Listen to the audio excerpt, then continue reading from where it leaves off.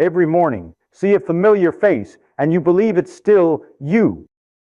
But let me ask you a simple question. When was the last time you changed? Not emotionally, not in habits. I'm talking about the atoms that make you up, the things so small you never see them, yet they determine your entire existence. And here's the part that confuses a lot of people. 98% of the atoms in your body will disappear and be replaced with new atoms within 12 months. Every day, 70 billion of your cells quietly die like a legion retreating from the battlefield. Your skin completely replaces itself every 27 days. Gut cells live only 3 to 5 days. Red blood cells try to hold on for 120 days before being scrapped. And all of this happens without you feeling a thing. You still think you're the same, while in atomic terms, last year's you left long ago. So ultimately, if almost your entire body is constantly vanishing and regenerating, where exactly is you? To understand where the real you resides, we need to start with something far more familiar than your body: a candle. I once held a candle like this in class at Caltech and asked the students, what really disappears when a candle burns? Most people would say, it melts. But that's not the whole story. When the flame burns the hydrocarbon in the wax seed, sonant.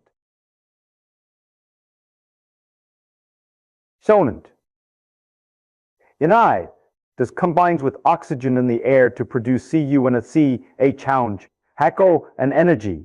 The equation looks simple, but its meaning is profound enough to change how you understand the entire world.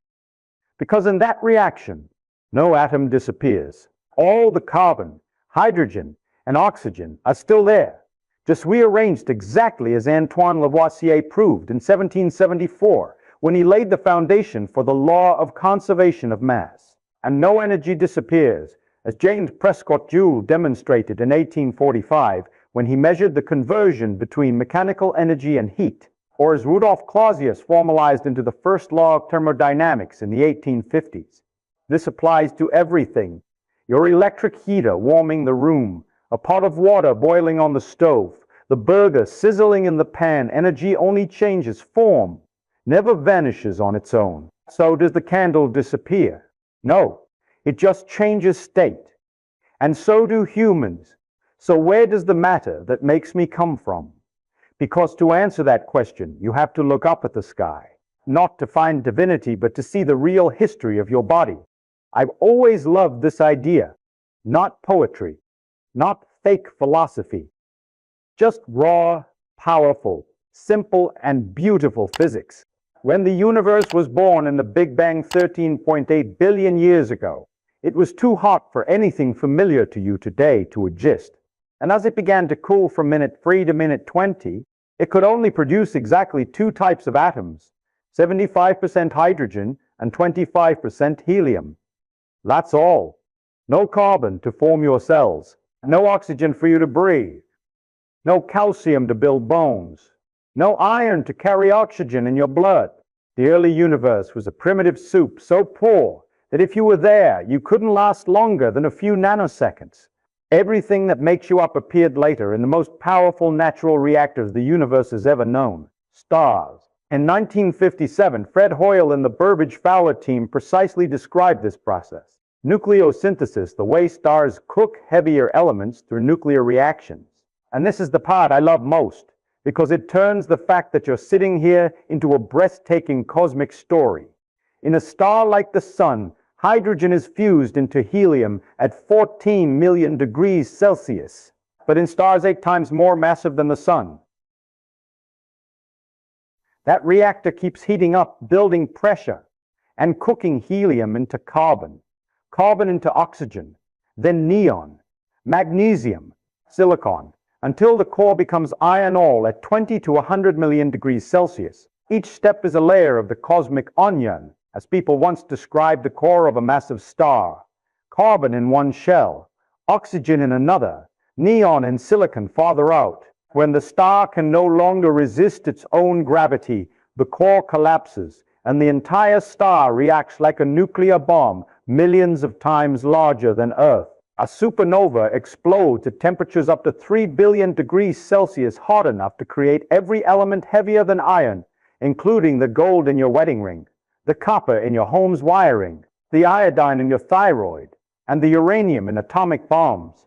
Astronomers observed supernova 1987A and clearly saw the formation of nickel-56, cobalt-56, and iron, direct evidence that stars are element factories.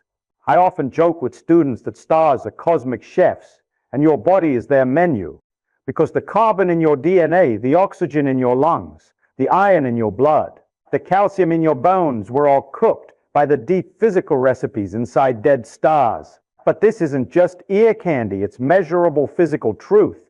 The carbon in you is at least 5 to 7 billion years old, older than the sun, 4.6 billion years. The oxygen you just inhaled may once have been the core of a red giant star that exploded hundreds of millions of years ago. Your body is a collection of glowing debris from multiple generations of stars in the Milky Way, where there are about 100 to 400 billion stars. Every breath you take inhales remnants of stars that shone millions of years before Earth existed. Every water molecule you drink contains primordial hydrogen from 3 minutes after the Big Bang. And every strand of hair on your head contains carbon that drifted from millions of years through lava, oceans, and interstellar space. So when people say we are stardust,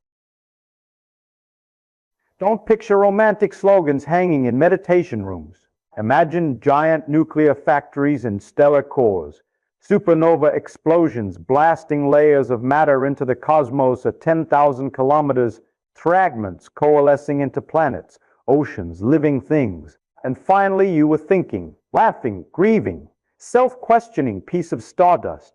One thing always gives me chills: you are the way the universe recycles its own material. No atom in you is new. No atom in you is yours alone. Every atom has traveled billions of years, endured horrific temperatures, collided in space, been compressed, melted, blasted apart before temporarily becoming you for a few decades. Let's follow one specific atom, call it C101, to see how truly strange the journey of the matter that makes you really is. C101 was born about 7 billion years ago in the core of a Type II star many times more massive than the Sun. In that ultra-hot core, where temperatures exceeded 600 million degrees Celsius, 3 helium nuclei were squeezed together in a fleeting moment to become carbon.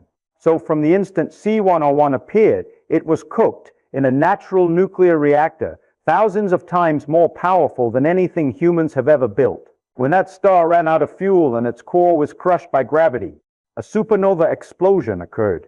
C101 was hurled out into space at speeds up to 10,000 kilometers faster than anything Earth has ever produced. And then, like trillions upon trillions of other atoms, it hurtled through space for 200,000 years, gliding past cold dust clouds, dodging deadly radiation from young stars, brushing lightly against the magnetic fields of wandering bodies, until it was pulled into a star-forming region, the Orion Nebula. Here, about 4.6 billion years ago, a cloud of gas and dust began collapsing into a protoplanetary disk. C101 got mixed in with trillions of other particles, swirling in the gas disk until it was buried in the condensing material that formed the primitive Earth. Then it spent hundreds of millions of years trapped in rock, melted, recrystallized, until Earth cooled enough for oceans to form. And one day during the Cambrian period, about 540 million years ago, a carbonic acid rain dissolved rock containing C101, carrying it into the ocean where it combined with calcium to become limestone. Hundreds of millions of years later, as tectonic plates collided, that rock layer was compressed and uplifted into mountains. C101 stayed there a very long time, maybe 50 million years or more, until a volcanic eruption released it back into the atmosphere as concons. And so, after hundreds of millions of years of hibernation, C101 returned to the atmosphere floating in the wind, caught in rain, carried to new climates. In the atmospheric carbon cycle, a CC mite, CC111, has an average residence time of 5 over 7 years before being absorbed into the biosphere or ocean. This time, C101 fell onto some grassland in North America during an ice age. A clump of plants absorbed it through photosynthesis using solar energy to turn kasa, Cousin and in court, a cow grazed that grass, taking C101 into its body. Then one day, a few months ago, you ate a piece of beef at dinner. From that moment, C101 became part of you, perhaps in an amino acid in your muscle, perhaps in an ATP molecule in a cell helping you read these words right now. But don't get cocky that C101 belongs to you. It's just visiting, because in a few weeks, months, or years, C101 will leave you again. You exhale coric with every breath. You sweat. You replace cells. Soon enough, atom C101 will depart, return to the atmosphere, and resume the 5 to 7 year carbon cycle in nature. Then it will be absorbed by plants again, or enter another creature, or sink into the ocean, or be buried in sediment for millions more years. And that brings us to the most important conclusion. No atom truly belongs to you. Not a single carbon, not a single oxygen, not a single hydrogen has ever been yours for longer than a moment in cosmic history. They circulate endlessly, from stars, dust planets, Nosh, oceans, Nosh, creatures, you, back to the world. You are merely a brief stop for travelers 5 to 10 billion years old. Keep in mind that's just one atom among roughly 10 square theta atoms that make up your body. All of them are constantly circulating, like water in a river that never stops.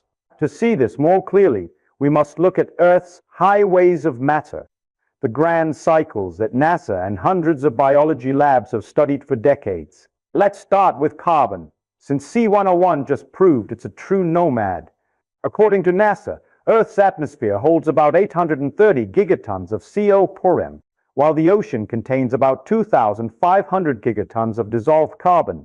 Carbon doesn't stand still. It continuously moves through atmosphere, seas, organisms, rocks, like a colossal planetary respiratory system. Trees pull coarctin through leaves, turning it into sugar, cellulose, lignin-forming wood, roots, leaves, trunks. When animals eat plants, carbon enters their bodies. When animals breathe, carbon returns to the atmosphere. When corpses decay, carbon returns to soil. When volcanoes erupt, carbon returns to the air. When oceans warm, carbon is released. When oceans cool, carbon dissolves back in. And so on for billions of years. No single carbon atom ever rests. The nitrogen cycle is even more spectacular. The air you're breathing is 78% nitrogen, but your body can't absorb it directly. So where does the nitrogen in your DNA and proteins come from? From tiny soil bacteria, nitrogen-fixing bacteria, the first organisms that taught this planet how to turn gas into life.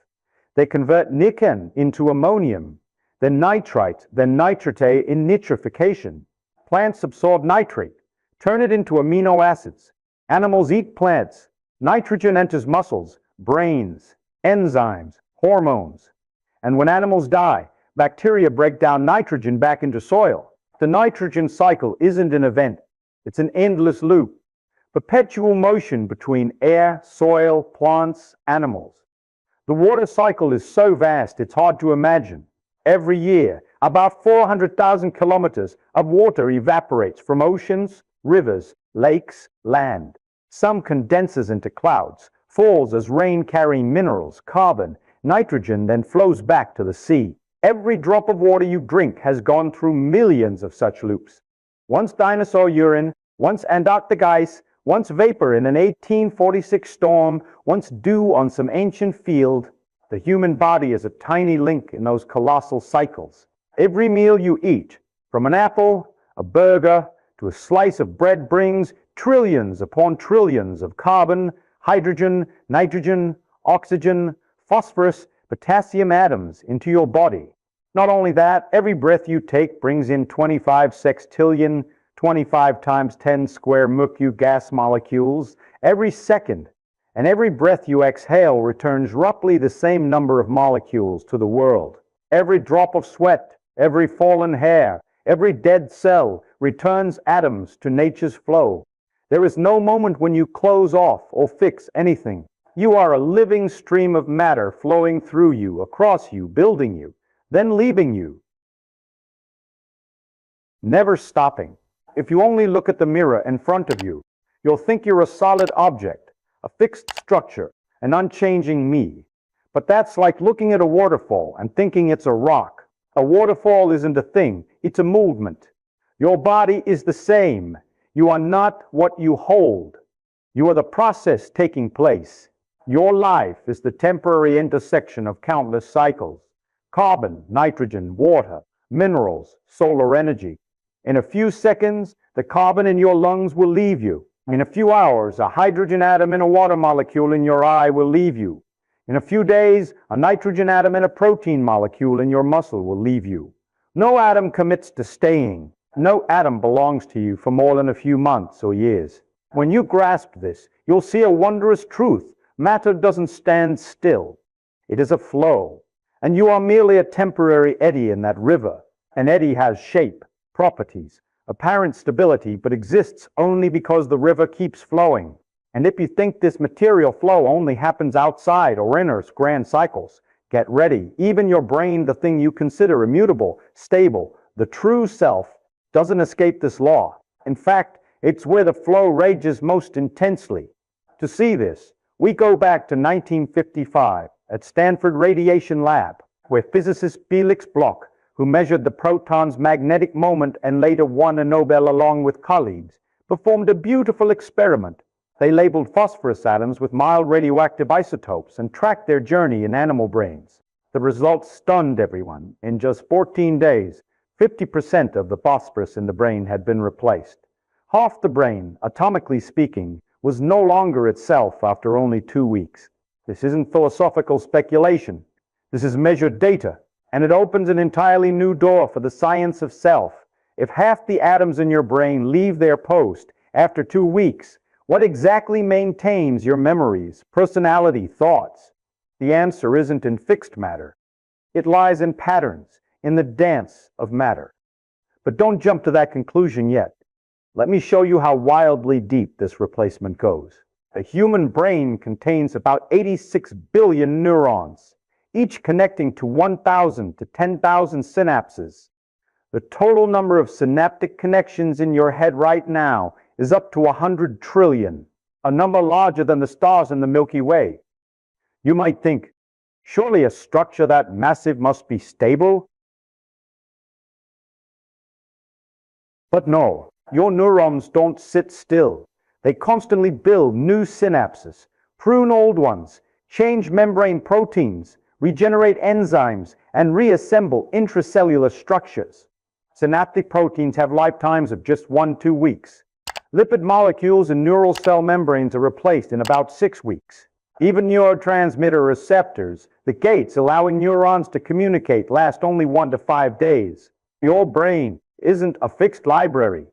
It's a city constantly under construction and demolition, day and night without rest. Think about this. Your neurons are like actors on a Broadway stage, but the actors keep changing while the play continues uninterrupted. The music keeps playing. The plot stays coherent. The audience never notices that the entire cast is completely different each week. Your brain works the same way. The atoms involved in electrical signals, sodium, potassium, calcium, flow in and out constantly. The protein molecules supporting synapses are synthesized and degraded non-stop. There is no day when your brain retains the same matter as yesterday. And yet, you still remember your 8th birthday. You still know how to tie your shoes. You still recognize your mother's voice. That strangeness, the stability of pattern amid constantly changing matter is what makes the human brain one of the most extraordinary structures in the universe. Matter is indifferent. It simply comes and goes according to chemical and biological laws. But pattern electrical activity, synaptic activation patterns, how neural networks respond to the world is maintained by an entirely different mechanism. Stability in motion, like a vortex that exists even though no gas molecule in it stays longer than a short time. Picture your brain as New York City.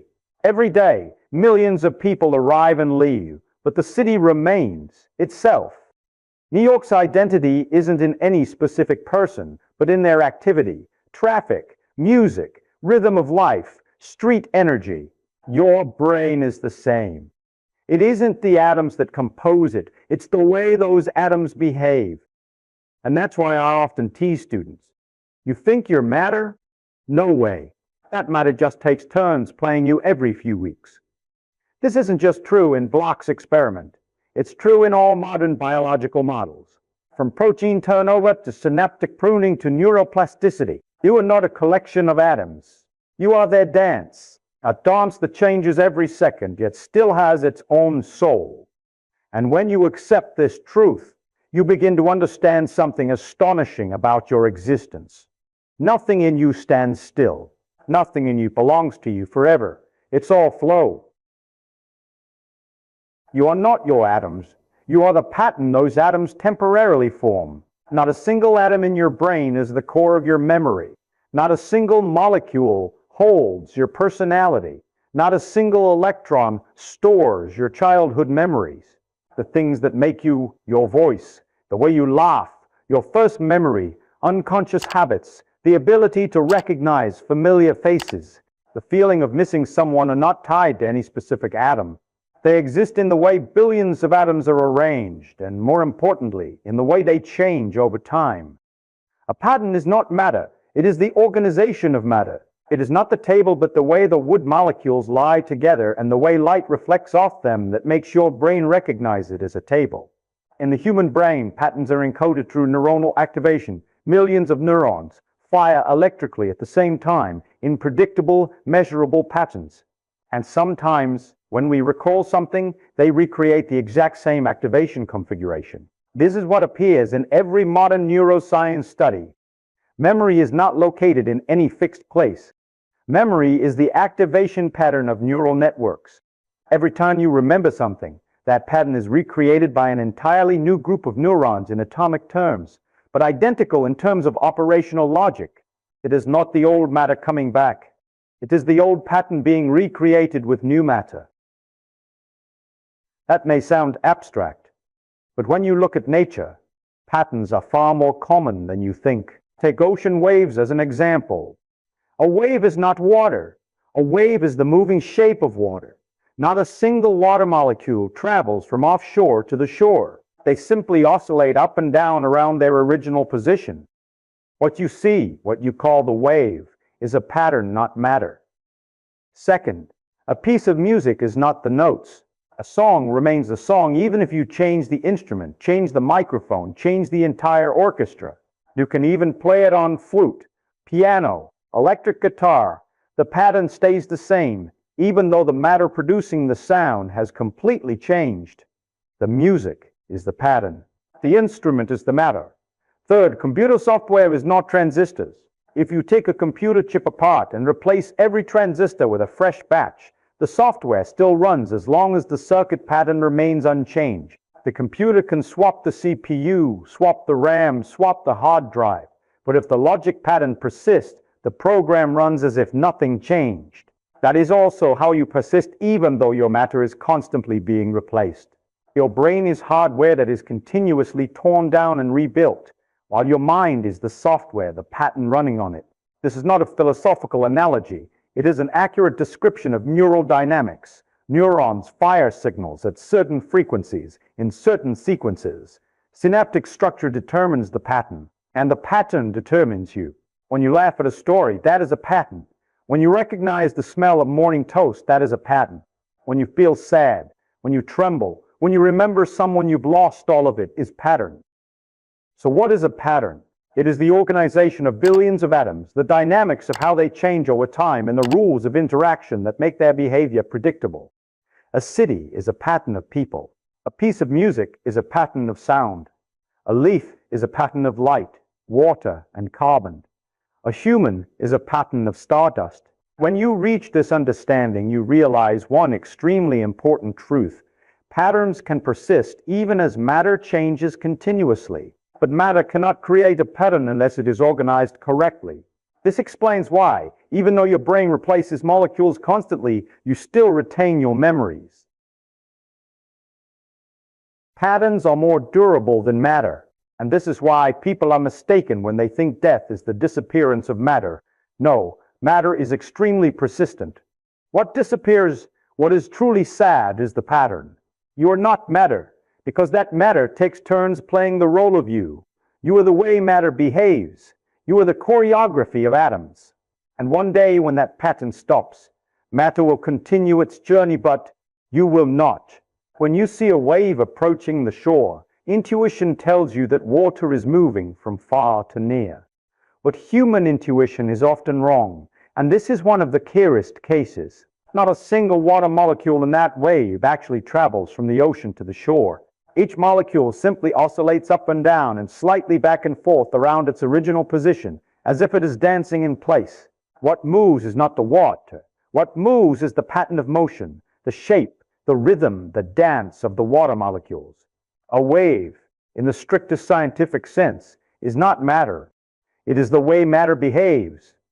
The wave exists only because millions of water molecules oscillate in a shared pattern. If that pattern breaks, the wave disappears, even though the water is still there. This is the key point. Matter stays, but the pattern of thing you see, understand, and name dissolves. That is exactly how your brain works. If you could ask each molecule in your brain what it is trying to remember, they would look at you like you were foolish. They know nothing. They simply follow their electrochemical rules, moving ions, changing potentials, opening sodium channels, closing potassium channels. But when billions of molecules behave according to the same pattern, when billions of neurons oscillate together in a specific time-space structure, you call it memory, consciousness, emotion, self. In wave physics, people call that wave propagation. In neuroscience, people call it neural firing pattern. In my language, I call it the dance of matter. An ocean wave is the dance of water. A thought is the dance of neurons. A memory is a dance repeated so many times that your brain knows how to recreate it with an entirely new group of neurons, entirely new atoms, entirely new proteins. Not a single molecule holds that memory. The pattern holds it, and the pattern can persist even as matter changes continuously. This is exactly where the Hodgkin-Huxley model enters the story. In 1963, Alan Hodgkin and Andrew Huxley won the Nobel Prize for discovering how electrical impulses propagate along nerve fibers. They measured the potential of squid giant axons and found that neural signals are not a stream of electrons moving through a metal wire like in an electrical circuit, but a wave of changing potential that travels along the cell membrane through the synchronized opening and closing of ion channels. That means the firing signal from one neuron to the next is exactly like an ocean wave. Propagating water does not move, but the pattern of motion does. Neurons are the same. Matter does not travel from the axon hillock to the synapse. Only the pattern of potential propagates. You think you remember your name because it is stored in the brain. In reality, memory is not located anywhere. It is only a pattern that can be recreated, just like a new wave can be created from new water, as long as the wind keeps the right rhythm. The brain does not store memories, like a hard drive stores files. The brain recreates memories, like the ocean recreates waves. This is hard to believe, but it is the simplest truth of neurobiology. A neuron can die. Proteins can degrade, lipids can shift places, but if the pattern the activity structure is reestablished, the memory remains. And if the pattern disintegrates, the memory disappears, even though the matter remains intact. It is like when you erase a song from a CD. The plastic is still there, but the pattern of the grooves is gone. So when I say you are a pattern, do not think it is poetic metaphor. It is the most precise physical definition of a human being. There is no fixed amount of matter that is you.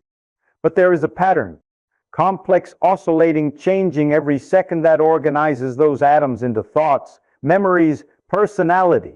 And that pattern is like a wave on the ocean surface. Beautiful, temporary, but real enough that you can see it, feel it, and name it. If you understand ocean waves, you have almost understood yourself. You are not the water molecules oscillating. You are the fleeting shape those oscillations create. You are the most complex wave that matter has ever performed on this planet of dance, governed by quantum physics, chemistry, biology, and time. You emerge when stardust atoms arrange themselves in exactly the right way to produce thought, emotion, memory, You exist as long as the pattern is maintained. And one day, when there is no longer enough energy to sustain that dance, when the pattern disintegrates, you will disappear in the strict physical sense, just like the last wave dissolving into the shore. But do not rush to think that is the end. Human intuition makes us believe that whatever disappears from sight has ceased to exist. A wave breaks on the shore. We say it disappears. A piece of paper is burned. We say it is gone. A person takes their last breath. We say they have passed away. That is how the mind works. We tie existence to shape, to visible, touchable, recognizable structure. But physics does not care about those surface things. Physics does not care whether something is square or round, hard or soft, tall or short. Physics only cares about the laws governing matter, not what matter looks like at any given moment. And from the perspective of physics, death does not resemble our intuition at all. Nothing disappears. Not a single atom of yours is erased from the universe. No energy has ever been destroyed since the dawn of time. Pause and feel that from the moment the Big Bang created the first hydrogen and helium atoms, not a single atom has ever left this universe. There is no secret door for matter to escape through. There is no cosmic trash bin. Everything that has ever existed, from the light emitted by the first star to the water molecule in the coffee you drank this morning, is contained within a closed system we call the universe. Matter only relocates, only changes partners, only reorganizes. A carbon atom in your blood today may once have been in an ancient Devonian leaf, and tomorrow it may float in a Pacific gas cloud. A water molecule you drank this morning may once have been in an ice sheet 20,000 years ago, then in dinosaur urine, then in the clouds of an 1846 storm. Matter does not die. It only changes roles. Energy is the same. From the time James Prescott Joule proved that heat and mechanical energy are two sides of the same coin in 1845, to when Rudolf Clausius formalized the first law of thermodynamics, we know one thing for certain: energy cannot be created or destroyed. It only changes from one form to another. The chemical energy in the food you eat turns into muscle movement, into body heat, into the electrical potentials neurons use to think. That energy does not run out. It simply spreads into the surroundings, diffuses, blends into the chaotic motion of molecules, but it is still there. When you die, the energy in your body continues to obey the same laws it has since the universe began. It does not vanish. It only transforms. The only thing that disappears is not matter or energy. It is the pattern. The pattern disintegrates. The pattern stops being maintained. The pattern ends because entropy wins. But matter remains intact and energy keeps flowing. The intuition that makes us fear death is the feeling of total loss. But physics says there is no total loss. If you burn a sheet of paper, the paper loses its shape, but its carbon flies into the air. Its hydrogen combines with oxygen to form water. Its energy radiates out to warm the room. Nothing disappears. The form dissolves. The pattern dissolves. Matter and energy do not. The human body works the same way. When a living organism stops functioning, its complex shape, the pattern that sustains life, disintegrates. But every carbon atom returns to the soil. Every water molecule returns to the atmosphere. Every ion returns to the ocean. Not a single fragment of matter leaves the universe. From the coldest physical perspective, death violates no law. It is merely a transitional state, a doorway between two patterns. Remember this. If the universe has one greatest law, it is the law of conservation. Nothing truly disappears, ever. You simply no longer hold the pattern you once had. What hurts us when we lose someone is not the loss of their matter. We know that matter is still here, but the loss of their pattern. The unique pattern is no longer maintained. This is the moment where physics and human emotion intersect. Physics says nothing dies. The heart says the loss of pattern is the loss of everything. And all of this leads us straight to one of the most important laws in the entire universe. The law that determines existence, life, death, and the ultimate limit of every pattern. The second law of thermodynamics, or simply put, entropy always increases. If the first law says no energy is destroyed, the second law says order cannot sustain itself. Disorder always wins unless we continuously pump in energy to fight it. Entropy is the natural tendency of every system to move toward less organization, less structure, less specialness. A rock erodes into sand. A hot cup of tea cools on the table. Ice melts into water, iron rusts, machines break, an abandoned house decays. All of it is entropy doing its job. It has no malice. It is not selective. It is simply the law. But the important point is, entropy does not destroy matter. It destroys patterns. It causes structures to disintegrate, organization to be lost, the connections that once created form or function to be dismantled. When you see an abandoned house in Montana being stripped layer by layer by wind, snow, and time, you are watching entropy dissolve a pattern. The wood is still there. The cellulose molecules are still there. The carbon is still there.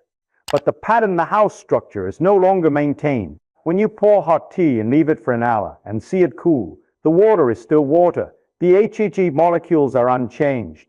But the high temperature pattern, the imbalance that made it special, dissipates into the surroundings and is lost. When an Alaskan iceberg melts, it does not disappear. It simply becomes water, then vapor. Matter still exists, but the shape, the pattern changes. And the human body operates on exactly the same principle. Life is a constant battle against entropy. Every second, your body uses glucose, ATP, oxygen, to maintain an unimaginably high level of organization. The brain, only 2% of body weight, consumes 20% of the energy just to maintain the complex electrochemical patterns of 86 billion neurons.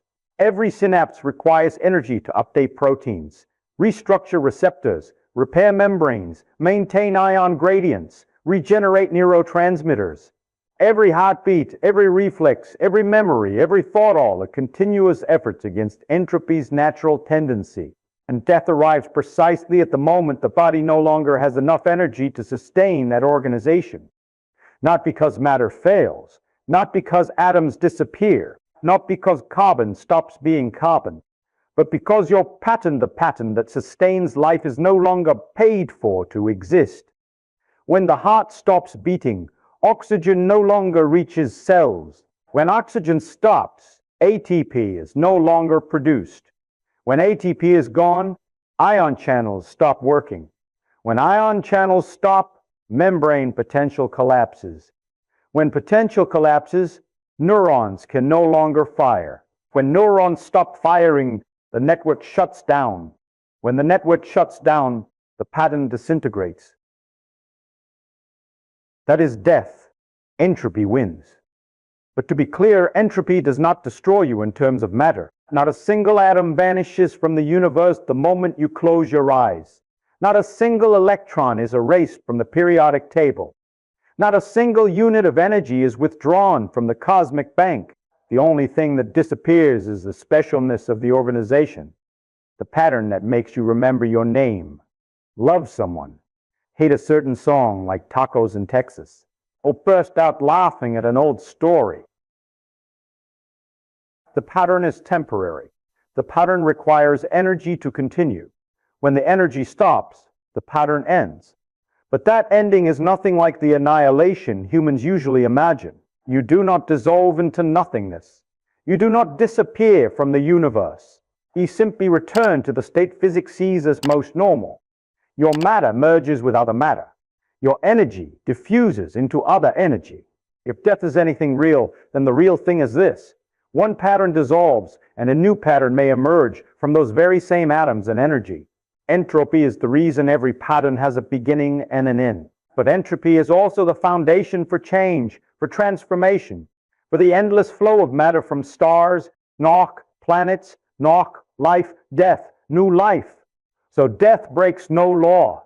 It is the law. If entropy tells us why the pattern stops, then death from a physical perspective is simply the next chapter, reorganization, not destruction. Once energy is no longer pumped in to maintain the body's complexity, the system begins to disintegrate according to natural law. And this process of breakdown is not an end, but the way your matter and energy rejoin the ecological flow. Right from the first hours after the heart stops beating, enzymes inside cells previously tightly controlled begin breaking down the very structures they once served. This is called autolysis. Lysosomes, the organelles containing digestive enzymes, start to leak and rupture cell membranes. Proteins are cleaved into amino acids. Lipids are broken into fatty acids. DNA is fragmented into small pieces. There is no disappearance here, only disassembly of structure. A few hours later, bacteria in the gut organisms that lived with you for decades begin spreading throughout the body, decomposing tissues with their enzymes. Nitrogen, phosphorus, sulfur from proteins are released as ammonia, HHHAS gas, methane, COK. This decomposition generates heat not much but measurable. On average, each kilogram of human tissue releases about 50 to 70 kcals of energy as heat during decomposition. No energy is lost. It simply dissipates into the environment through heat, eventually blending into the vibrational motion of surrounding air molecules. At the same time, billions of microorganisms, fungi, and enzymes continue breaking the body into smaller units: amino acids, amino nitrite, nitrate, lipids, nitrate, lipids, COCN plus HCOCN plus HCO, carbohydrates, nucleose, CO como energy. Every carbon atom that was once part of your DNA, once sat in a neuron contributing to your childhood memories, now returns to the soil as carbonate ions or cormorate, or quina, ready to be absorbed by plants in photosynthesis. Nitrogen that once helped form your muscle proteins now becomes nitrate in the soil, nourishing some plant root.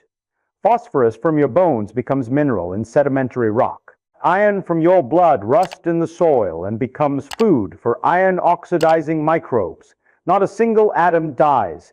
Not a single electron is erased. Everything just changes roles. Everything returns to the cycles it participated in billions of years before you appeared. You could even say that death is the moment you return to the planet in the most precise physical sense. You exhale Kochkanaba, wards Hatun your whole life, but only in death do you return all the matter you borrowed from the world. The carbon atoms you use to express emotion, to sing, to laugh, to love now become raw material for trees to synthesize new leaves. Hydrogen atoms from your cells become water vapor, then fall in some rain. Calcium atoms from your bones blend into the soil, perhaps later becoming part of a seashell. Matter does not vanish, it reorganizes. From decade to decade, from generation to generation, you are merely a temporary configuration of a material stream older than Earth itself. That is not pessimism. That is wonder. Because it says that death is not a black void where everything disappears, but only the moment the pattern stops and matter begins a new pattern. Everything you are, every atom will continue to exist long after you, far longer. And over millions of years, those atoms may become part of leaves, birds, streams, or another human. In that flow, death does not destroy you. It simply releases you from this pattern to join others. This leads us to a deeper truth. If matter and energy never leave the universe, then death is not disappearance, but continuation in the simplest and most honest way physics can describe. When you understand that death is only reorganization, you can view the next journey of your body with completely different eyes. Not tragedy, not nothingness, but a purely physical process, just like every other process in nature. From the moment your pattern stops, each atom begins its return to Earth, a journey repeated billions of times before you appeared, and that will continue billions of times after you are gone. Carbon in your body is the clearest example. As tissues decompose, most carbon quickly converts to bacterial and enzymatic activity. You may not like picturing this, but physically, it is beautiful. Carbon leaves your body as gas, blends into the air, and a few weeks later is drawn into a leaf during photosynthesis. From there, it becomes cellulose, sugar, or starch, perhaps part of a maple trunk in Vermont, or a blade of grass on a Texas field. A cow eats that grass, a deer browses that maple, or a worm chews that leaf. Your carbon enters them, becomes their muscle, and eventually becomes serum acne when they breathe or when they die. According to the carbon cycle, within just 1 year, most of the carbon that once formed your body will no longer be in the soil where you were buried or the room where you were cremated. It is left flying in the atmosphere, into trees, out of trees, into animals, out of animals. After about 10 years, nearly all your carbon atoms have merged into nature, becoming part of many different ecosystems. Hydrogen and oxygen in your body, mostly in water, also leave you quickly. As tissues break down, water soaks into the soil, evaporates into the air, then joins the global water cycle. A raindrop falling on a Colorado mountain may contain hydrogen that once belonged to your cells. A dewdrop on a leaf in Oregon may contain oxygen that once sat in a water molecule in your eye. Nitrogen from your proteins becomes nitrate in the soil, feeding a wheat field or a roadside wildflower. Phosphorus from your bones, originally part of hydroxyapatite, will slowly blend into the soil, perhaps taking decades or centuries before joining the geological cycle, being absorbed by plants. Even the iron in your blood, which carried oxygen your whole life, will become part of mineral-rich soil lying in red earth or inside an iron-oxidizing bacterium. And if you view the entire process from the broad perspective of ecology, you will see something wondrous. No atom stops, no atom ends, no atom stays with you after death. All of it returns to Earth's grand flow. Soil, not grass, not animals, ocean, not air, and back to the first loop again. You are only a guest in that river, a temporary eddy that exists because of the flow and dissolves when the energy stops. But the water always continues, just like your matter. Within 1 year, most of you, in the atomic sense, has left your original form. Within 10 years, nearly all of the physical you has merged into the world outside. But do not mistake this. It does not diminish your value. On the contrary, it only highlights the truth that life and death are fleeting but beautiful moments in an infinitely larger cycle. Physics does not promise heaven, but it gives you something even more powerful, absolute continuity. Even though your pattern disintegrates, those atoms continue their billion-year journey. Older than any mountain, more enduring than any civilization, and never for a single moment do they cease to exist. In the deepest, most honest way of nature, you never truly disappear. And if the journey of matter after death shows you that no atom ever disappears, then the story of energy is far vaster still. Biology, chemistry, physics all agree. Death is not the moment energy switches off like a light. It is only the moment energy stops being organized to sustain your pattern and begins returning to the 14 billion year flow of the universe. In a living body, energy is maintained through a chemical currency called ATP, adenosine triphosphate. Every cell in your body uses millions of ATP molecules per second to pump ions, maintain potentials, synthesize proteins, contract muscles, transmit neural signals. But when the heart stops and oxygen no longer reaches cells, ATP is no longer regenerated. Stored energy in unused glucose molecules converts to heat through uncontrolled breakdown reactions. This is why the body remains warm shortly after death. Nothing mystical here. It is simply chemical energy releasing its final joules into the environment. As cell membranes begin to rupture, enzymes escape and destroy protein structures, breaking chemical bonds and releasing more heat, not much, but measurable. Biochemical analysis shows that during decomposition, each kilogram of human tissue releases 50 to 70 kcals of energy, mostly as heat, spreading into the surrounding environment and blending into the chaotic motion of air molecules. That is not the energy of the soul.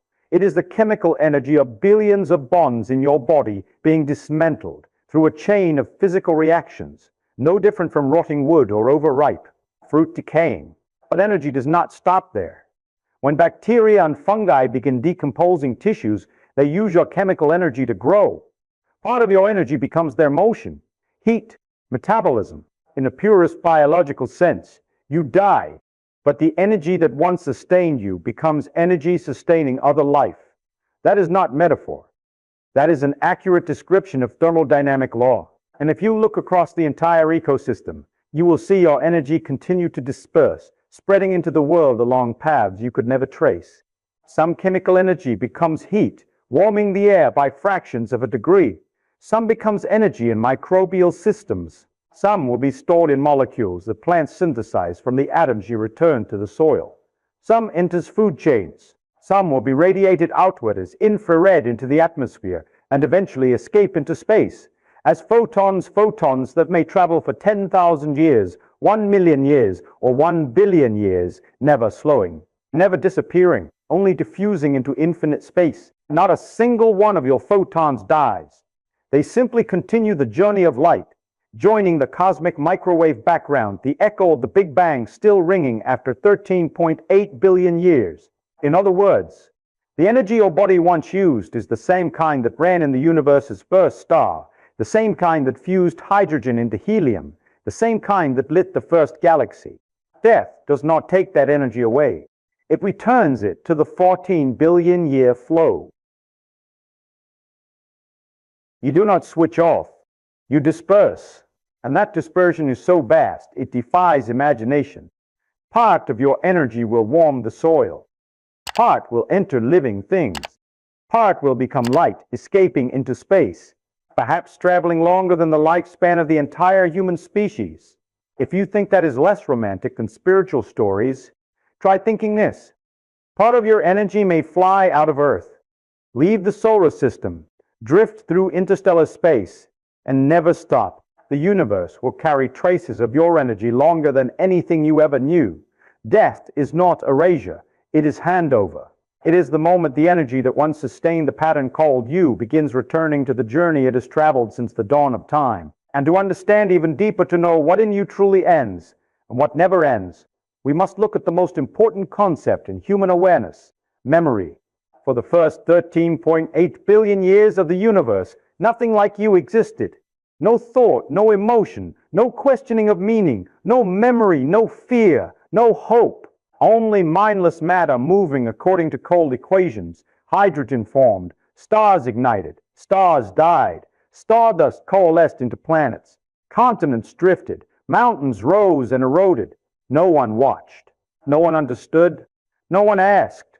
For nearly its entire lifetime, the universe was simply a silent physical process with no observer, no mind to interpret. Then, about 300,000 years ago, something extraordinary happened in a small corner of the Milky Way. Homo sapiens appeared, a primate species with a brain of 86 billion neurons, hundreds of trillions of synapses, a structure so complex that mindless matter suddenly knew to question itself.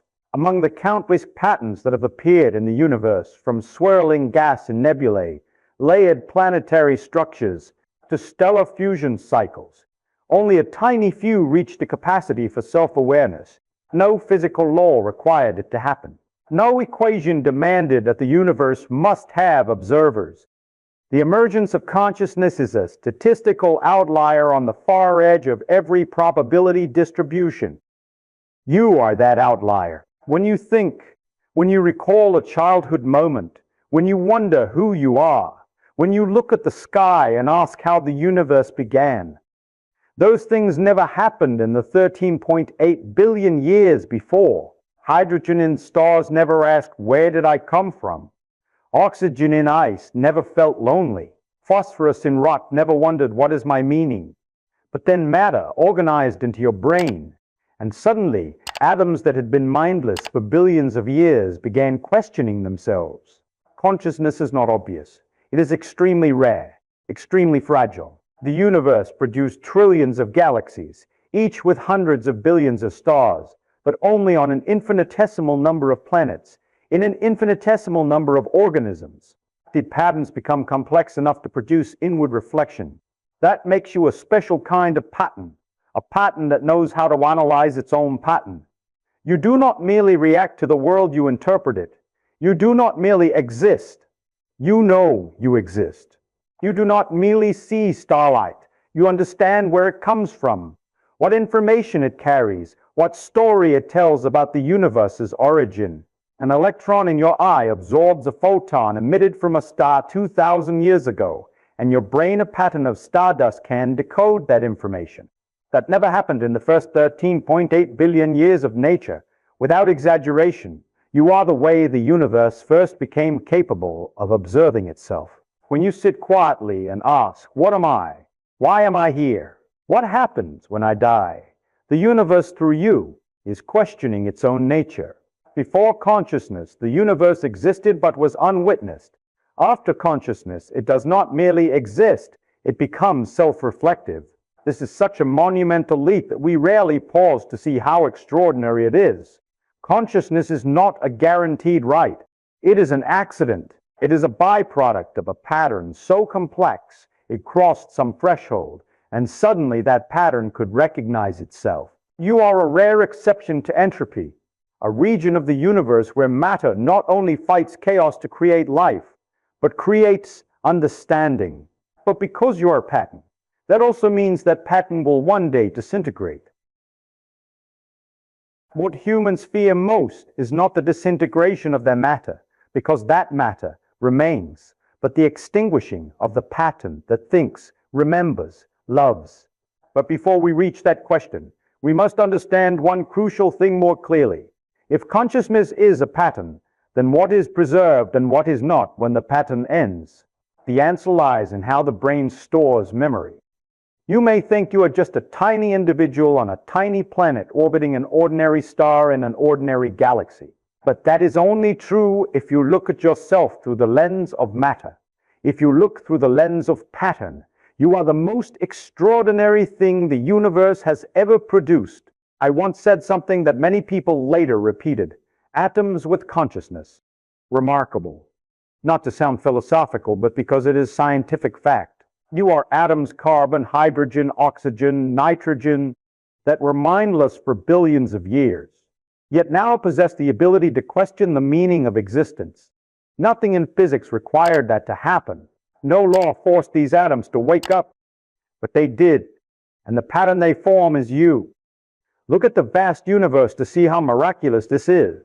When the Hubble Space Telescope pointed at a patch of sky the size of a pinhead, the Hubble Deep Field did not see darkness. It saw tens of thousands of galaxies, each containing hundreds of billions of stars. Each pinpoint of light is a colossal structure, larger than most people's imagination. But not a single one of those galaxies knows it exists. When Hubble captured the pillars of creation, those columns of gas and dust where stars are forming in the Eagle Nebula, you see the grandeur of physical processes stretching over millions of years. But it is you who understands that. Those gas columns have no notion that they are expanding, contracting, forming stars, accreting dust, emitting infrared light. But you, with the complex 1.3 kilograms pattern inside your skull, can understand, interpret, simulate, name, and reflect on it. That is so astonishing that sometimes I think we undervalue our own extraordinariness. Imagine this. Light from those distant galaxies took 13 billion years to reach your eyes. Those photons left their birthplaces when Earth did not yet exist, when the sun had not yet formed, when your own galaxy had not yet taken shape. They traveled through freezing space, collided with stardust, were bent by gravity, crossed billions of years of cosmic history, then finally entered your eye, activated a few retinal molecules, and sent signals to your visual cortex, and your brain, the pattern of stardust, understands it. You are not merely an observer of the universe. You are the way the universe observes itself. When you look at the Hubble Deep Field, the universe looks back at its own past. When you wonder about your origins, for the first time in 14 billion years, the universe asks itself, where did I come from? When you sit quietly and wonder why you exist, that is not just your question. It is the question of once mindless matter that has now reached a level of organization high enough to understand itself. This requires no religion, no mysticism, no metaphysics. It is miraculous in and of itself. Physics does not make the world colder. It makes the world more profound. When you realize you are thinking stardust, that the atoms in you once passed through supernovae, drifted for millions of years, were part of mountains, oceans, plants. Animals then finally came together into a pattern that looks up at the sky. You feel something both humble and majestic at once. You are small in space, but vast in meaning. The most astonishing thing, if you pause and observe, is the fact that your pattern, the thing that makes you know you are alive, know you are thinking, is unique. In trillions of galaxies, no pattern is like yours. No other combination of atoms in the universe is organized exactly that way, at exactly that moment, to create precisely you. And so, even though that pattern is temporary, its temporariness does not make it less miraculous. On the contrary, it is precisely the temporariness that makes it precious. One question arises. If you are the way the universe looks at itself, then what happens when that pattern dissolves? Does the self truly disappear? Or does it only change form? Life only begins to have meaning when you understand that the pattern that forms you is not eternal but temporary, like everything beautiful in nature. If a piece of music lasted forever, you would no longer feel its melody. It would become meaningless background noise. A beautiful piece of music is beautiful because it ends. It is precisely because you know the final note will sound and then fade that you listen to every moment with full attention and emotion. Fireworks are the same. If they hung suspended in the sky forever, they would no longer be beautiful. The beauty of fireworks lies in their brief explosion. Their brilliant flare and sudden extinguishing, the very moment of vanishing, makes it a memorable experience. Human life is no different. The pattern you call yourself, the way you think, laugh, love, grieve, remember, create meaning, set goals, exist for a finite time because its physical nature requires constant energy to sustain. One day that energy source stops, entropy wins, and that pattern ends. But that does not diminish its value. In fact, its fragility is the very source of meaning. Imagine if you lived forever, if there were no end, if every moment stretched infinitely. No ending means no urgency. No loss means no appreciation. No risk of dissolution means no reason to cherish. The value of a beautiful day comes from the fact that you have only a finite number of times to gaze at that sky. The value of a hug comes from the fact that you cannot hold that person forever. The value of a memory comes from the fact that your pattern, the neural network that created that moment, does not exist infinitely. We all feel this deeply without anyone teaching us. You cry watching a movie farewell scene, not because the characters truly disappear in real life, but because you understand too well the physical truth that every pattern has an end. You do not grieve a tree because it is wood. You grieve because its living pattern, its shape, the rustle of its leaves, the shade it casts will no longer be. This is the core of being human. We know everything can be lost, so we know how to love. An electron does not know love because an electron does not know loss. It simply exists. But the human pattern knows it is fragile. That is where meaning is born. Without death, without finitude, without entropy, life would lack depth. You cannot appreciate light without knowing darkness. You cannot understand the meaning of life without realizing it has an end. Temporariness does not make life meaningless. It gives it meaning. It is finitude that gives every story structure. It is finitude that makes every choice matter. It is finitude that makes every kindness precious. When you understand that your pattern is temporary, you begin to live more fully, not because you fear death, but because you understand that every moment exists only once in cosmic history. This is not empty philosophy. This is physics. A pattern exists for a finite interval between two states of chaos. It flares up sharply with form, with meaning, then dissolves into a larger order. The fireworks of the universe, the music of matter, a performance unique to this moment, never to repeat exactly the same way. You are that performance. When you love someone, you are experiencing the intersection of two temporary patterns. When you create something, a song, a painting, a thought, you are extending your pattern's lifespan so it outlives your body.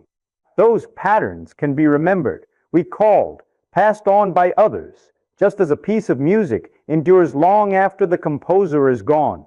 And if you look deeply enough, you will see that your temporariness is not the enemy. It is the reason you can become unique.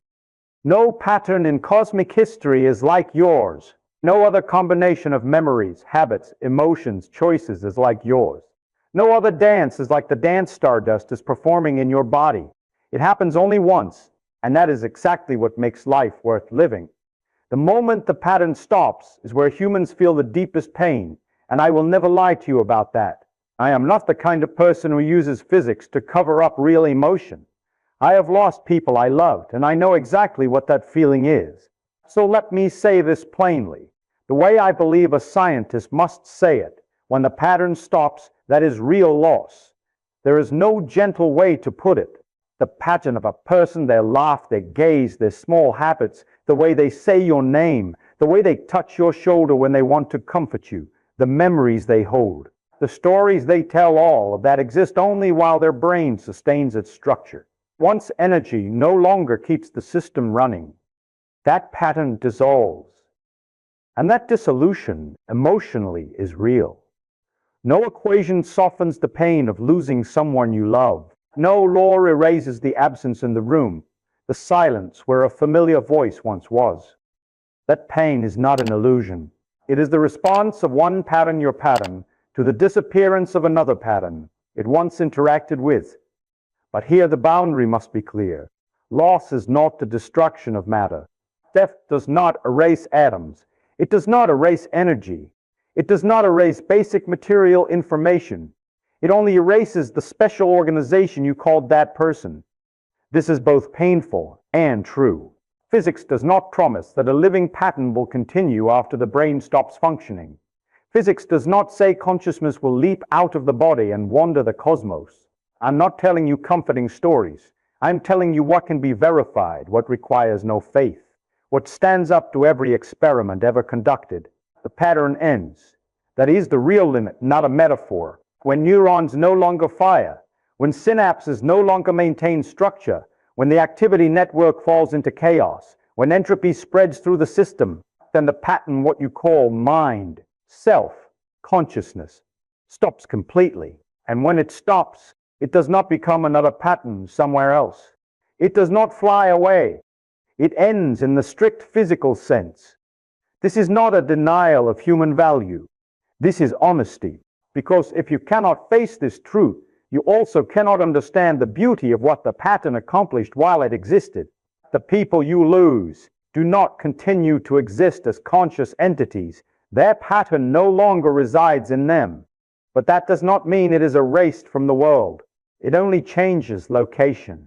It continues in subtler ways, not in consciousness, but in influence. Every person you ever loved, every person who ever impacted your life, left an imprint in your pattern. The words they spoke, the actions they took, the moments you shared, all were rewritten into synaptic structures in your brain. When they die, the pattern in their brain stops. But the mark they left in your pattern has not stopped. This is not vague spiritual comfort. This is neurophysical mechanism, memory as pattern. New patterns form when you love someone, when you hurt, when you rejoice, when an important face enters your life. Those patterns exist in your brain, nowhere else. Not their soul lives on in you. No, physics does not use those words. Physics says your pattern was altered by them, and that pattern continues. This is both humble and profound. It promises no immortality. It promises no reunion somewhere else. It only says that death is the true limit of consciousness, but not the limit of influence. The pattern is lost, but matter remains. The pattern is lost, but the energy that once powered it remains. The pattern is lost, but the consequences of that pattern on other patterns continue. You may want an answer that goes further. You may want death to have some mysterious, deeper layer. But the beauty of physics lies in this. It needs no mystery to make life miraculous. It is precisely the limit of the pattern that makes every moment matter. It is precisely the temporariness that makes you love, remember, cherish. It is precisely the finitude that makes you more human. And this is the final truth in this part. Your pattern will end. That cannot be avoided. But what you do while that pattern exists, your choices, your influences, the imprints you leave, continues long after the pattern stops. To understand how that happens, we must enter one of the most beautiful mysteries of the brain. Memory does not exist only in neurons. It exists in other people. If the death of the pattern is real loss, then the opposite must also be stated clearly. There are things in you that have never ended and will never end in no physical sense whatsoever. From the very first moment of the universe, about 13.8 billion years ago, when the temperature was 10 McCall squared Kelvin and space had just begun to expand, all the matter and energy that has ever existed and will ever exist in the universe was already set. No additions, no subtractions. The total amount of matter energy, according to cosmological models, is roughly 10^3. Atoms an enormous but finite number, and the strangest thing is, not a single atom has ever been added to or removed from that colossal inventory. You do not create atoms. You do not destroy atoms. You only borrow them temporarily, like a reader borrows letters from a book to create a story in their mind. Before you were born, the matter that makes you up was scattered across the planet. Carbon in the soil, nitrogen in the air, hydrogen in water, calcium in rocks. Before it was in the soil, those atoms were in ancient organisms, in mountains, in seas, in prehistoric atmospheres, in the asteroid impact that formed the moon. Before they were in Earth, they were in stardust. Before they were in stardust, they were in the cores of the first generation massive stars. And before those stars, they were primordial hydrogen and helium in the first 20 minutes of the universe. Physics says atoms do not disappear. The protons, neutrons, electrons formed after the Big Bang are still here, just changing roles, positions, structures. That means every atom that once made you has existed for 13.8 billion years and will continue to exist long after Earth is no longer in its present form. You are essentially a temporary page in the endless book of matter. That does not make you small. It places you in a larger context where you are one passage in a story being written since the dawn of time. When your body decomposes, when the pattern stops, those atoms continue their next chapter. No atom dies with you. Your carbon becomes leaves, grass, soil, animals. Your hydrogen becomes rain, dew, oceans. Your nitrogen becomes protein in other creatures. Your phosphorus returns to the geological cycle in rocks. You take no matter with you, and you carry away no energy from the universe when the pattern ends. The energy that once powered you from ATP in cells to heat in tissues to electrical impulses in synapses becomes decomposition energy, environmental heat, microbial metabolic energy, radiated photons. Some of those photons literally may leave Earth, escape the solar system, wander interstellar space for millions of years. Part of your energy may travel farther than humanity itself exists. That is not sacred.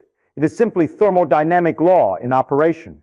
But that truth carries a rare beauty. When your pattern ends, your matter and energy continue the story they have been telling since the Big Bang. They do not pause for even a picosecond. They do not diminish, do not increase. They only change place, change form. You are one human-shaped chapter in the longest novel ever written, a novel whose author is the universe itself and whose letters are atoms. Death does not close the book. It only turns to the next page. And if you fear the moment the pattern stops, remember that in the realm of physics, there is no absolute ending, only transition, only restructuring, only continuous transformation in the vast flow of matter and energy. The pattern stops, but the atoms do not stop. The pattern disappears, but the energy does not disappear. The pattern is uniquely yours, but the matter and energy are part of the universe's shared story. That leads to a profound truth many people do not realize. Death is not the end of you, but the end of one way the universe once organized you. The universe organized you once, and it will organize that matter into countless other things in the future. To see more clearly how you continue to exist in this sense, we must address one final thing before the grand conclusion: memory and influence, where your pattern echoes not only in matter, but in other patterns. The fact that your matter and energy never disappear leads to an even deeper conclusion. Every living thing on earth is connected to every other in a precise physical sense, not metaphor, not poetry, but pure mathematics. Mathematician John Allen Pollers once pointed out something that stuns many people. With the enormous number of air molecules in the atmosphere and their constant diffusion, the probability that every breath you take contains at least one molecule that was in Julius Caesar's last breath is almost 1. This is not a joke. It is statistics. The atmosphere contains about 10,000 air molecules. Each human breath exchanges about 10 squared molecules. After more than 2,000 years of diffusion, mixing, circulation in winds, storms, and the water cycle, those molecules have spread evenly across Earth. That means when you inhale, you are literally taking into your body atoms that were once in Caesar's lungs, once in Cleopatra's body, once in the blood of an ancient Egyptian farmer, once in the lungs of a Han Dynasty Chinese child. And if that is true for the past, it is also true for the future. The carbon atoms you exhale today will blend into the atmosphere, be absorbed by plants, eaten by animals, released again, and one day, perhaps 200 years from now, perhaps 2,000 become part of another thinking creature. That person will know nothing about you, but they will inherit a portion of the matter that once built you, not in a spiritual sense. In an atomic sense, your body does not merely return to Earth. It rejoins the shared cycle of all life, circulating through every creature, every generation. This means you have never been separate from the world around you, and you will not be separate when your pattern stops. You inhale the matter of the ancients. The future will inhale your matter. You eat atoms that were once in ancient animals. Future creatures will eat atoms that once belonged to you. You'll carry calcium that was once in the bones of a sea creature 300 million years ago. A future child may carry phosphorus that was once in your DNA. There is no sharp boundary between me and not me. Only your pattern is private. Your matter is communal. The more you understand this, the clearer it becomes that life is not 7 billion separate individuals, but one continuous river of matter constantly changing shape from one person to another, from one generation to the next. That is why death cannot separate a human from life. It only returns them to that river. Your existence is the direct result of billions of physical combinations before you, and your non-existence will be raw material for billions of physical combinations after you. A wheat field 100 years from now may contain atoms that were once in your bones. A stranger will breathe molecules that once belonged to you without ever knowing. A sea creature will absorb calcium that was once in your body. This is not philosophy. This is atmospheric chemistry, molecular biology, fluid dynamics, and large-scale statistics. The only thing separating you from people 2,000 years ago or 2,000 years from now is not matter. It is pattern. Pattern is temporary. Matter is cyclical. Pattern is individual. Matter is communal. Understanding this gives you profound humility. You are part of a physical network connecting every creature that has ever lived and will ever live. But it also gives you power. You know that death does not erase you from the world. It only spreads you wider, diffuses you more, soaks into trees, water, air, into the bodies of creatures yet unborn. Life on Earth is a physical collaboration stretching billions of years, and you are only one temporary incarnation of that chain. Death does not end that connection. It completes it. The fact that every creature is physically connected to every other leads to the deepest conclusion of modern physics. Everything in the universe, from electrons in atoms to spiral galaxies, obeys the same single set of laws, a unified mathematical structure that has existed since the first instant of time. This is not just true for the matter you breathe or eat. It is true for every atom that has ever existed. From the Big Bang to today, not a single proton has woken up and said, "Today I will behave differently." Not a single electron has refused to obey the Schrödinger equation. Not a single neutron has forgotten its energy levels. For 13.8 billion years, atoms and fundamental particles have obeyed unchanging laws, an absolute stability on which our entire world rests. When you lift a glass, when you flip a light switch, when you shed tears, when you breathe, when you love, every motion is the consequence of a set of laws that have operated since the universe was hotter than the moment of a supernova explosion. That physical unity woven from quantum mechanics, electromagnetism, gravity, thermodynamics, is the absolute foundation on which every temporary pattern, including you, is built. You do not live in a chaotic world. You live in a predictable, structured world with laws so profound that even death cannot break them. Look deeper.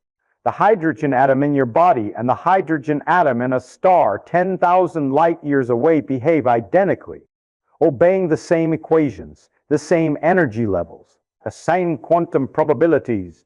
The carbon atom in your finger and the carbon atom in the meteor that struck Mexico 66 million years ago are governed by exactly the same set of laws. That means the universe is a unified system, not a collection of disconnected parts, but one enormous diagram written in mathematics. And you astonishingly are a temporary expression of that diagram. If you look at your body with the naked eye, you see skin, bones, muscles, blood, hair, things that seem separate and specific. But if you look at yourself through the eyes of physics, you are merely a complex assembly of a few dozen ordinary atom types, no different from the atoms in a leaf, a bird, a star, a cosmic dust cloud. You have no special human atoms. You are different only because of how those atoms are organized. The pattern that makes you thought, memory, personality is the only temporary thing, but the atoms that make you are not. Atoms do not love, do not remember, do not grieve, do not hope, do not despair. Atoms simply obey laws. And it is precisely because atoms are durable, unchanging, law-abiding that fragile things like you can exist. If electrons occasionally took a vacation, if quarks sometimes changed their minds, if protons one day decided not to bind anymore, the universe would collapse instantly. But they do not. They operate flawlessly. Thanks to that, the world you know, trees, seas, wind, moon, music, smiles, hugs, sorrow, joy can exist. This is the grand unification of physics, from quantum to galaxy, from quark to DNA structure, from electron motion to starlight, all are solutions to the same set of equations. So what are you in this picture? You are a temporary diagram on an eternal equation background, a fleeting assembly of ancient atoms arranged in a temporary structure, operating a temporary pattern but supported by the unchanging laws of the universe. You exist only because the universe permits structures like you to exist for a limited time before entropy wins. You are a meaningful silence in a 14 billion year non-stop symphony. This is what makes death not a betrayal of nature. It is part of nature's unity. The pattern stops, but your atoms continue to operate according to the very laws that have governed them since the Big Bang.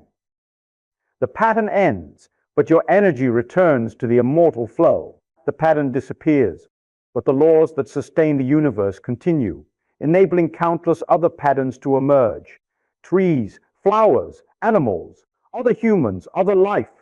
One day the atoms that make you will be reorganized into something beautiful again, not because some metaphysical meaning is assigned to it, but because that is what physics permits and routinely does. You were once stardust.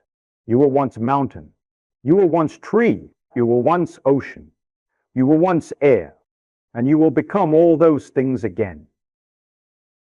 That is not belief. That is physics.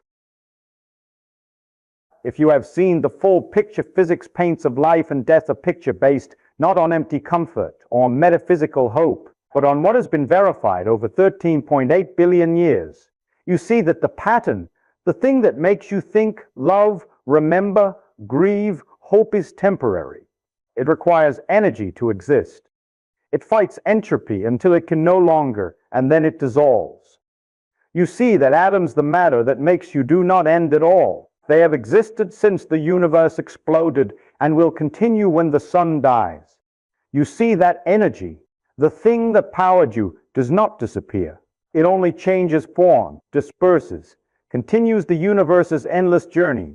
You see that death, from a physical perspective, is not destruction, but transition. The pattern vanishes. But the world does not lose you. It only redistributes you into countless new patterns. You see that you are not separate from any creature that has lived or will live. All share the same source of matter, the same flow of energy, the same cosmic laws. You see that consciousness, the thing you consider the center of self, is actually an extremely rare and fragile configuration of stardust atoms, a temporary dance of matter looking back at itself. And you see that it is precisely the temporariness of the pattern that makes life worth living. If you existed forever, no moment would be precious. It is because you are finite that every moment becomes unique. So where does that picture lead you? It leads to the final question. The question no one, not even I, can answer for you. If you are not your atoms because they change constantly, but the pattern they form, then what keeps that pattern as you and not someone else? Think about this deeply. 2 years ago, you did not have a single atom in your brain that is the same as today. Yet you still feel you are a continuous you. What creates that continuity? What in the pattern makes you recognize yourself as you, even as matter changes every minute? What in the pattern allows memory to connect past to present? What in the pattern allows you to love someone and feel that emotion is still yours, even though your body has replaced nearly all its atoms? If you are the pattern, and the pattern is temporary, then what really continues? Not atoms, not energy, not the body. Perhaps it is the way you organize information. Perhaps it is the imprint you leave in other people's patterns. Perhaps it is the influence you create in this world, which can ripple outward like waves on a lake. But the final answer, the answer to who you really are, is not in a laboratory, not in an equation, not in a law. It is within you. I can show you how the universe operates, how atoms behave, how patterns form. But I cannot tell you what your pattern means. That you must discover for yourself. However, there is one thing I know for certain. Death is not the end. Not in a religious sense, not in a spiritual sense, but in the simplest, undeniable physical sense. Death does not end your matter. It does not end your energy. It does not end your influence. It only ends the pattern named you, to make way for countless new patterns made from you. The universe does not take you away. It only changes how it arranges you. And in that rearrangement, it continues telling the story it has told since the beginning of time. The story of matter, energy, order, chaos, life, death, and life again. I do not promise you immortality. I do not promise you heaven. I only invite you to see the world as it truly is, beautiful in a straightforward, powerful way, without embellishment. And if you feel something when you realize the atoms in you will continue their journey for billions more years, that your energy will travel into a future farther than any human memory can record, that your influence will persist in the people you touched, then that is not comfort. That is physics in the most honest way I know. Now, the final question is yours. If you are only a pattern, not atoms, not energy, then what do you want that pattern to become in the brief time it exists? If you find this journey worthwhile, please subscribe to continue exploring the universe's other secrets with me. See you in the next adventure, where we ask more questions and smile again at the absolute beauty of nature.